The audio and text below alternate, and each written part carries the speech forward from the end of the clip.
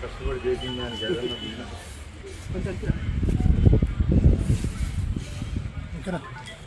బాగుంటుందా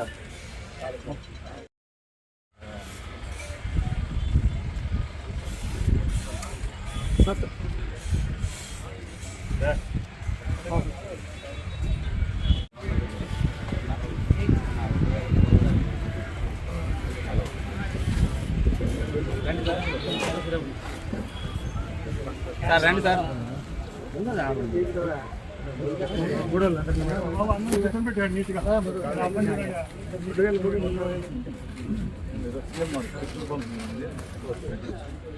thank you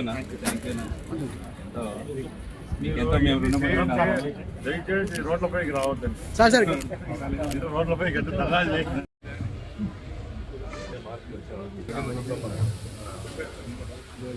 side వచ్చేలా తిప్పాయపల్లె మహేష్ బాబు సింహుడు రాణిమా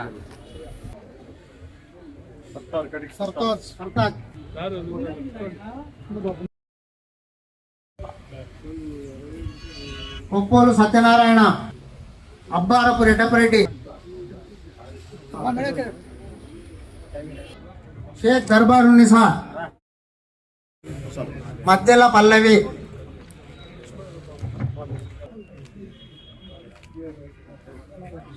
అలగాని నిహాన్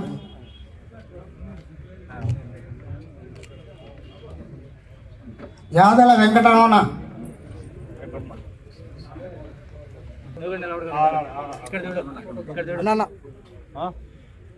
కనకంటి హేమశ్రీ కనకంటి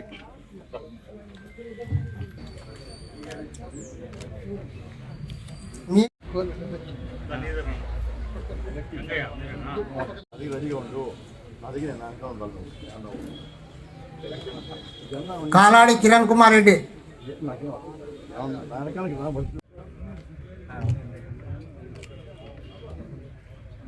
యాదల వెంకటరమణ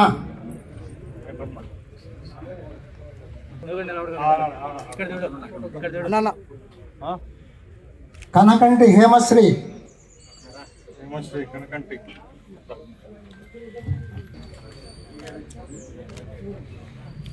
ఈరోజు రాయచోటి నియోజకవర్గం తెలుగుదేశం పార్టీ కార్యాలయంలో 73 మంది లబ్ధిదారులకు 63 లక్షల రూపాయలు ముఖ్యమంత్రి సహాయ నిధి కింద రావడం జరిగింది. ఎవరైతే అభాగ్యులు ఉంటారో వారికి ఇది ఒక వరం.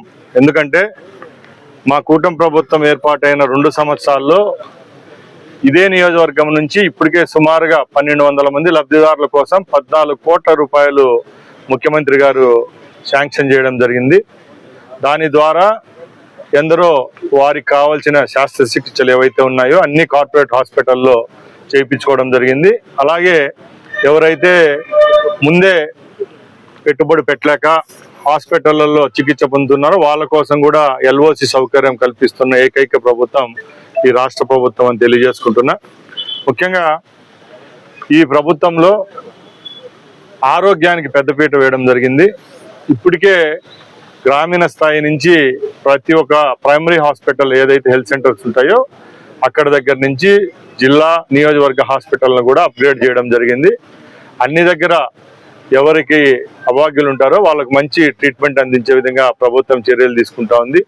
దానిలో భాగంగా ముఖ్యంగా మన రాయచోటి నియోజకవర్గ విషయానికి వస్తే గత 30 సంవత్సరాలుగా అంచెలంచెలుగా ఎదిగిన Rayachoti government hospital area hospital ఏదైతే ఉందో 100 పడకల నుంచి మనం 50 పడకలు పెంచి 150 పడకల హాస్పిటల్ కూడా ఈ ప్రభుత్వంలోనే చేసుకున్నాం. ఇప్పుడే త్వరితగతిన పనులు కూడా పూర్తవుతా ఉన్నాయి. ఇప్పటికే 23 కోట్ల రూపాయలు దానికి శాంక్షన్ కావడం జరిగింది. క్రిటికల్ కేర్ యూనిట్ ఏదైతే ఉందో ఆ క్రిటికల్ కేర్ యూనిట్ ను రేపు సంవత్సరం మార్చి కల్లా పూర్తి చేసి ఇక్కడే ఏవైతే స్కానింగ్ అలాగే అన్ని చికిత్సలకు సంబంధించి వైద్య పరికరాలను కూడా ఇక్కడ అందుబాటులోకి తీసుకొచ్చేదానికి చర్యలు తీసుకుంటున్నాం. అప్పుడు తిరుపతి, మదనపల్లి అలాగే బెంగళూరుకు పోయే పేషెంట్లు ఎవరైతే ఉన్నారో వాళ్ళకు కూడా ఇక్కడ చికిత్స అందించేదానికి కూడా వెసులుబాటు ఉంటుందని తెలియజేసుకుంటున్నా. అలాగే నియోజకవర్గ వ్యాప్తంగానే కాదు, రాష్ట్ర వ్యాప్తంగా 104 పనిచేస్తూ ఉంది. అలాగే ప్రతి ఒక్క ఏరియా హాస్పిటల్లో, ప్రైమరీ హెల్త్ కేంద్రాలలో, ఆయుష్ హాస్పిటళ్లలో ఎక్కడికి పోయినా కూడా గతంలో మందుల కొరత ఉండేది.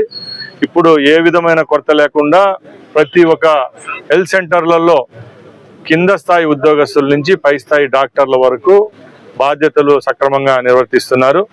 అలాగే ఇప్పుడు గౌరవ ముఖ్యమంత్రి గారు కూడా ఈ యొక్క అనుసంధాన కార్యక్రమం ప్రతి ఒక్క హాస్పిటల్లో ప్రతి ఒక్కరికి డేటా కావాలి, ప్రతి ఒక్క పేషెంట్ గ్రామాల్లో పనిచేసి చిన్న చిన్న కార్మికుల దగ్గర నుంచి ప్రతి ఒక్కరు డేటా కావాలని చెప్పి ఈరోజు ఒక పైలట్ ప్రాజెక్ట్ సంజీవిని కార్యక్రమాన్ని కుప్పంలో దిగ్విజయంగా పూర్తి చేసి ఇది రాష్ట్ర వ్యాప్తంగా సంజీవిని కార్యక్రమాన్ని కూడా ప్రారంభించడం జరిగింది.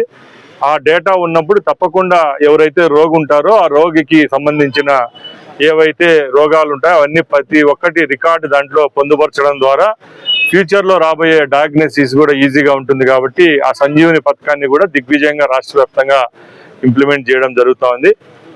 ముఖ్యంగా ముఖ్యమంత్రి సహాయ నిధి విషయానికి వస్తే మన నియోజకవర్గం రాయచోట్లో రాష్ట్రంలో ఏ నియోజకవర్గంలో లేని విధంగా ఇప్పటికే మనం 12,000 మంది రోగులకు 14 కోట్ల రూపాయలు ఇచ్చామంటే ఒకసారి అర్థం చేసుకోవాలా ఈ ప్రభుత్వానికి ఎంత చిత్తశుద్ధి ఉంది. సగటున ప్రతి ఒక్క నెలకు 65 లక్షల రూపాయలు కేటాయించింది ఈ ముఖ్యమంత్రి సహాయ నిధికి.